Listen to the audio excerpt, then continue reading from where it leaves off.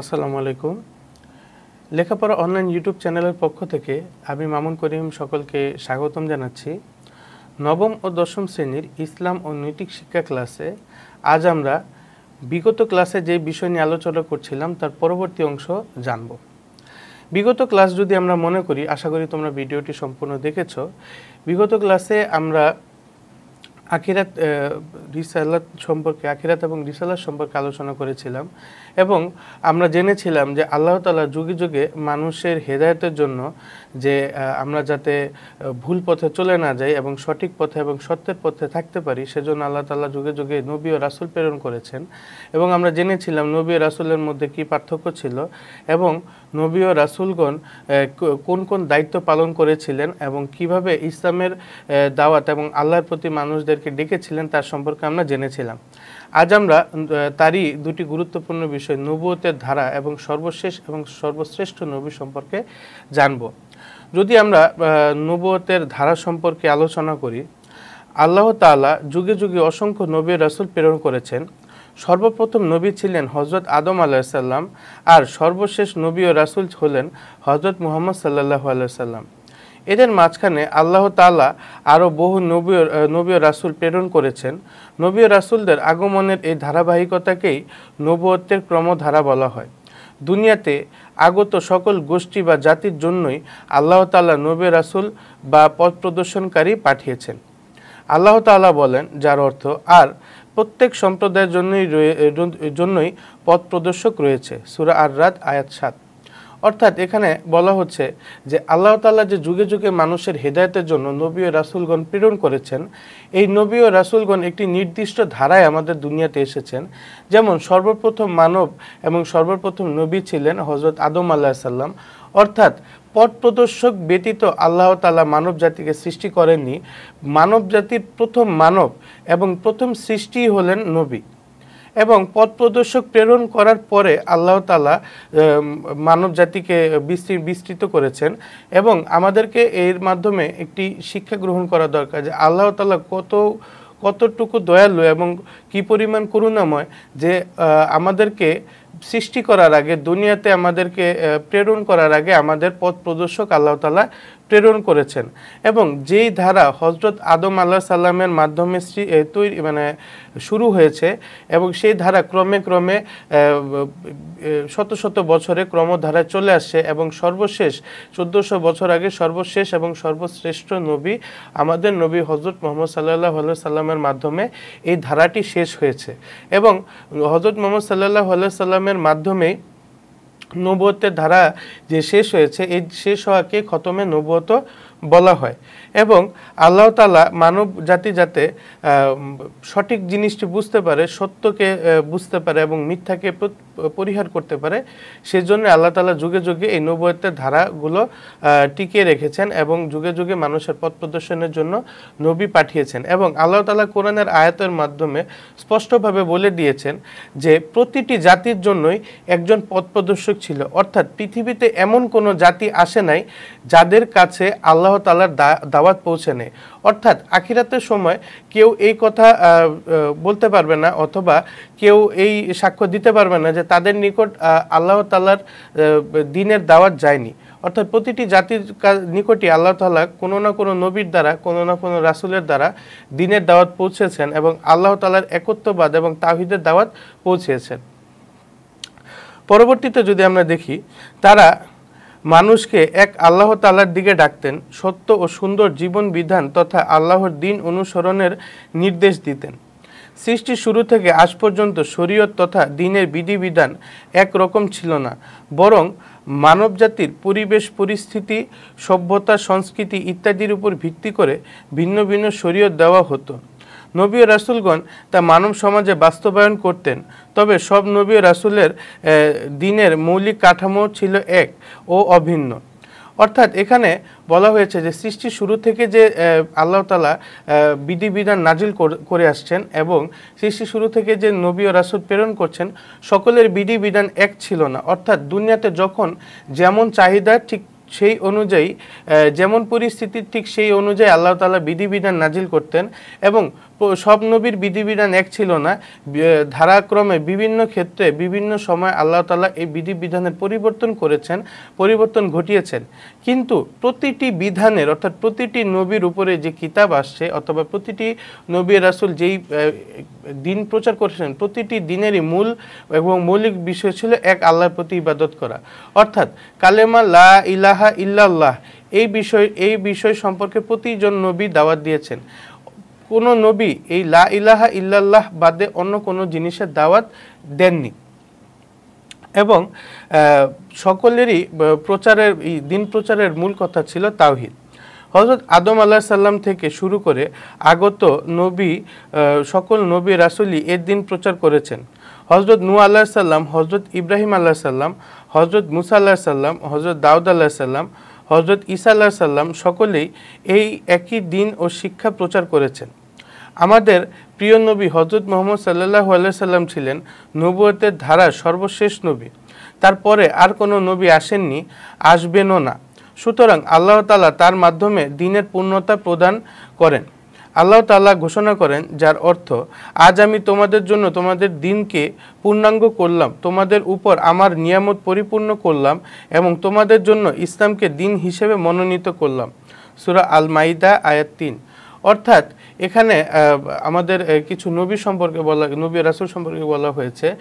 হযরত আদম আলাইহিস সালাম থেকে শুরু করে হযরত মুসা আলাইহিস সালাম, হযরত দাউদ আলাইহিস সালাম, হযরত ঈসা আলাইহিস সালাম এবং সর্বশ্রেষ্ঠ আমাদের নবী হযরত মুহাম্মদ সাল্লাল্লাহু আলাইহি সাল্লাম পর্যন্তই এই নবুয়তের ধারা অবহিত ছিল এবং আমাদের নবীর মাধ্যমে নবুয়তের ধারা শেষ হয়েছে এবং উনি ইন্তেকালের পর আর কোনো নবী আসবে না, এই বিষয়ে আমাদেরকে অটলভাবে বিশ্বাস করতে হবে। এবং আমাদের নবীর মাধ্যমে আল্লাহ তাআলা তার বিধানের পূর্ণাঙ্গতা দান করেছেন, বিধিবিধানকে সম্পূর্ণ করেছেন এবং আল্লাহ তাআলা বিধিবিধান যে পূর্ণাঙ্গ করেছেন এর মাধ্যমে বোঝানো হচ্ছে যে কিয়ামতের আগ পর্যন্ত যে সকল বিষয় সম্পর্কে মানুষের অবগত হওয়া দরকার, জানা দরকার, সকল বিষয়ই আল্লাহ তাআলা কোরআনের মধ্যে দিয়ে দিয়েছেন। অর্থাৎ এমন কোনো বিষয় নেই বা আসবে না যা আমাদের কোরআনের মধ্যে দেওয়া নেই। এবং আল্লাহ তাআলা কোরআনের আয়াতের মাধ্যমে স্পষ্টভাবে বলে দিয়েছেন যে আজ আমি তোমাদের জন্য তোমাদের দ্বীনকে পূর্ণাঙ্গ করলাম এবং ইসলামকেই আমাদের দ্বীন হিসেবে মনোনীত করলাম। অর্থাৎ আল্লাহ তাআলা পক্ষ থেকে শুধুমাত্র ইসলামই আমাদের জন্য মনোনীত হয়েছে, অন্য কোনো ধর্ম আমাদের জন্য আল্লাহ তাআলা পছন্দ করেনি। অর্থাৎ একমাত্র যারা ইসলাম গ্রহণ করেছে এবং দ্বীনকে স্বীকার করে নিয়েছে তারাই জান্নাতে প্রবেশ করতে পারবে, শান্তি লাভ করতে পারবে, পুরস্কার পাবে। কিন্তু যারা অন্য ধর্ম অবলম্বন করেছে তারা জান্নাত লাভ করতে পারবে না। পরবর্তীতে যদি আমরা দেখি, এভাবে দ্বীনের বিধিবিধান পূর্ণতা প্রাপ্তির ফলে নবী রাসূলগণের আগমনের ধারাও বন্ধ হয়ে যায়, ফলে নবুয়তের ধারাও শূন্যতা প্রাপ্ত হয়। মানুষের হেদায়েতের জন্য আগমনকারী এসব নবী ও রাসূল সকলেই ছিলেন আল্লাহ তাআলার মনোনীত বান্দা। তাদের সকলের উপর বিশ্বাস স্থাপন করা অপরিহার্য। আল্লাহ তাআলা বলেন, যার অর্থ, রাসূল তার প্রতিপালকের পক্ষ থেকে যা অবতীর্ণ হয়েছে তাতে ঈমান এনেছে এবং মুমিনগণও তাদের সবাই আল্লাহ তার ফেরেশতাগণ, তার কিতাবসমূহ এবং তার রাসূলগণে ঈমান এনেছে। তারা বলে, আমরা তার রাসূলগণের মধ্যে কোনো তারতম্য করি না। সূরা আল বাকারা আয়াত 285। অর্থাৎ এখানে আল্লাহ তাআলা কোরআনে আয়াতের মাধ্যমে বলে দিয়েছেন স্পষ্টভাবে যে রাসূলকে এবং তার রাসূলকে বিশ্বাস করেছে এবং তিনি যে ধর্ম নিয়ে এসেছেন তাকে বিশ্বাস করেছে এবং রাসূলের প্রতিটি কথাকে বিশ্বাস করে নিয়েছে মনে প্রাণে, তারাই হলো প্রকৃত মুমিন। অর্থাৎ যারা আল্লাহকে বিশ্বাস করে এবং আল্লাহ রাসূলের প্রতিটি কথাকে বিশ্বাস করে তারাই হলো প্রকৃত মুমিন বান্দা। এবং যারা রাসূলের উপর ঈমান এনেছে এবং আল্লাহ তাআলার প্রতি, ফেরেশতাগণের প্রতি, তার কিতাবসমূহের প্রতি, তার রাসূলের প্রতি এবং তার প্রতিটি বিধিবিধানের প্রতি বিশ্বাস এনেছে তারাই হলো ঈমানদার এবং তারাই প্রকৃত মুমিন। এবং ঈমানদারগণ এবং মুমিনগণ কখনো তার রাসূলদের মধ্যে, আল্লাহ তাআলা যে নবী ও রাসূল প্রেরণ করেছেন তাদের মধ্যে কখনো তারতম্য করে না। এই বিষয়ে আল্লাহ তাআলা স্পষ্টভাবে আমাদেরকে বলে দিয়েছেন। নবুয়তের ধারায় আগমনকারী সব নবী রাসূলকে বিশ্বাস করা ঈমানের অপরিহার্য শর্ত। তাদের কাউকে বিশ্বাস এবং কাউকে অবিশ্বাস করা যাবে না, বরং সকলকে আল্লাহ তাআলা প্রেরিত নবী ও রাসূল হিসেবে বিশ্বাস করতে হবে। নবী ও রাসূল হিসেবে যথাযথ সম্মান ও মর্যাদা দিতে হবে। কারোর প্রতি কোনো রূপ ঠাট্টা, বিদ্রূপ বা কটাক্ষ করা যাবে না। এই বিষয়ে আমাদেরকে লক্ষ্য করতে হবে।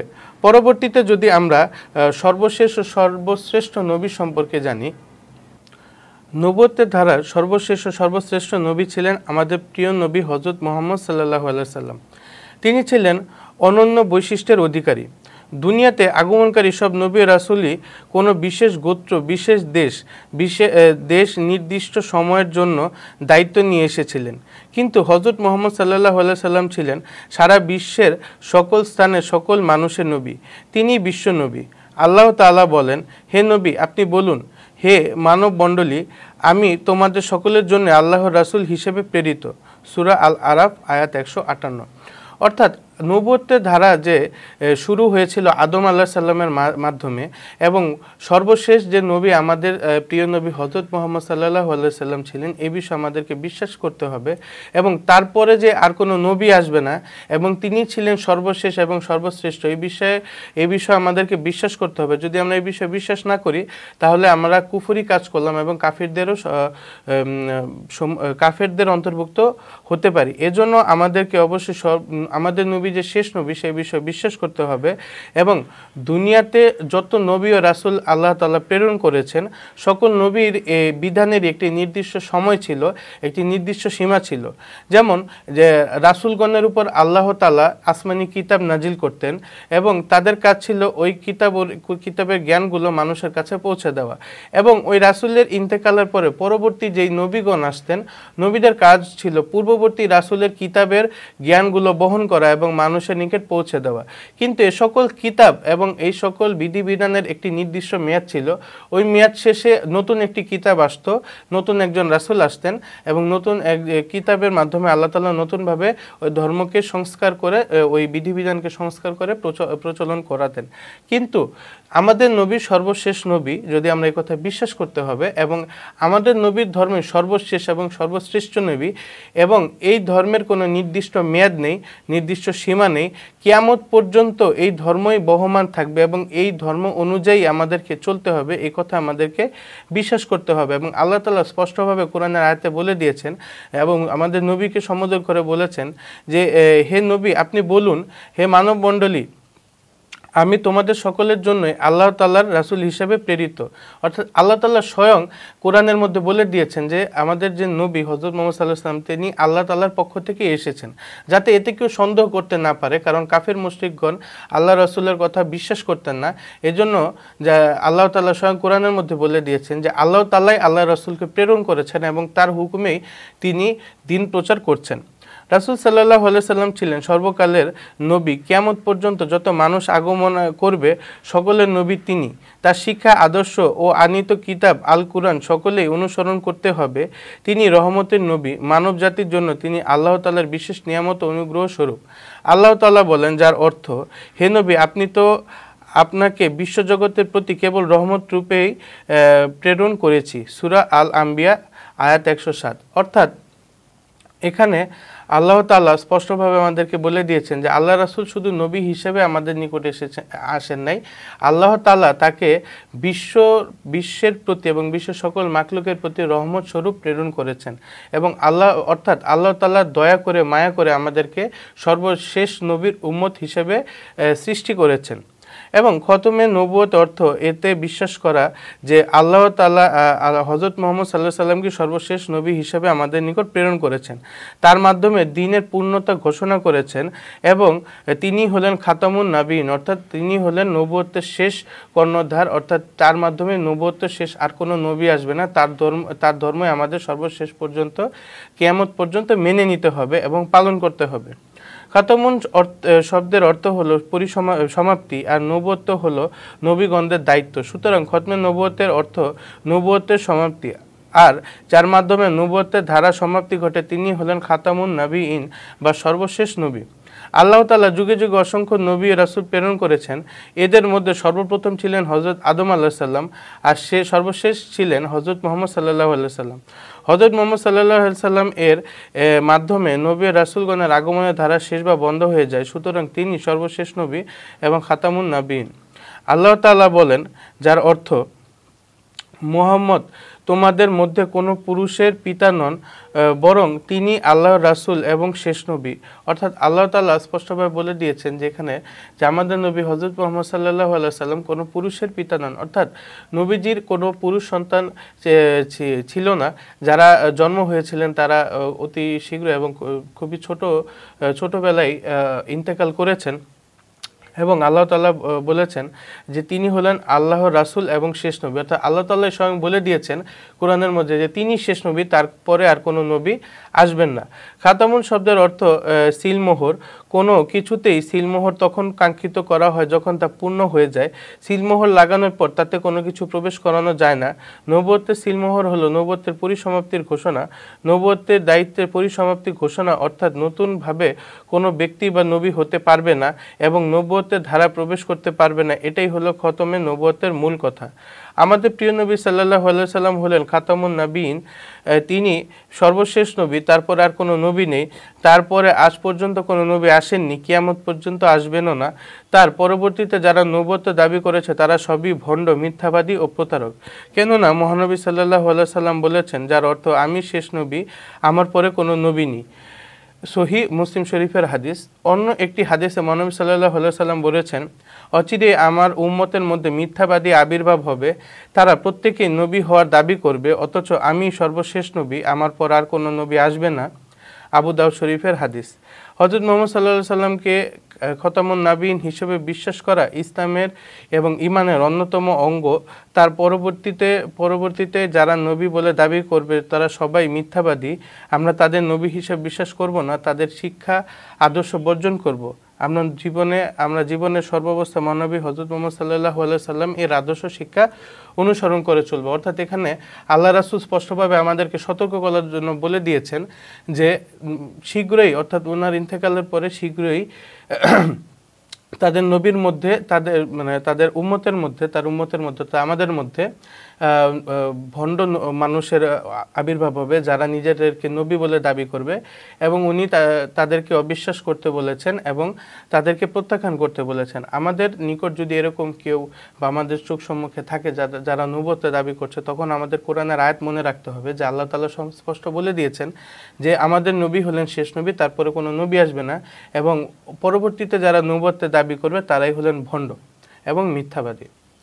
আশা করি তোমরা ভিডিওটি সম্পূর্ণ দেখেছো এবং রিসালাত ব্যাপারে সম্পূর্ণ তোমাদের একটি ধারণা হয়েছে এবং খতমে নবুয়ত সম্পর্কে তোমরা জেনেছো।